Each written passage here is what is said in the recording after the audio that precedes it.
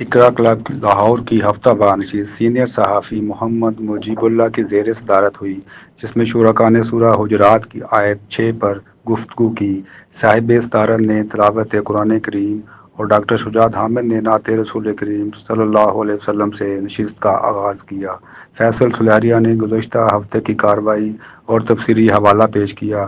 شرکاء نے تفہیم القرآن کی روشنی میں گفتگو کرتے ہوئے کہا کہ سب سے بڑی خبر قیامت ہے، جو سب سے سچے انسان نبی آخر الزمان صلی اللہ علیہ وسلم نے دی۔ اس لیے خبر دینے والے کا معتبر ہونا اور غیر معتبر ذرائع سے آنے والی اطلاعات کی چھان پھٹک ضروری ہے، تاکہ جھوٹ کا کلا کما ہو اور ایسی اطلاعات کی بنیاد پر کسی سے ناانصافی نہ ہو سکے۔ آخر میں مرحومین ارکان پریس کلب کے لیے دعائے مغفرت کی گئی۔ اندلی بسط، شیخ آفتاب حنیف، میاں عارف، ارشد علی، عذرا نور، بخت گیر چودھری اور حامد نواز نے گفتگو میں حصہ لیا۔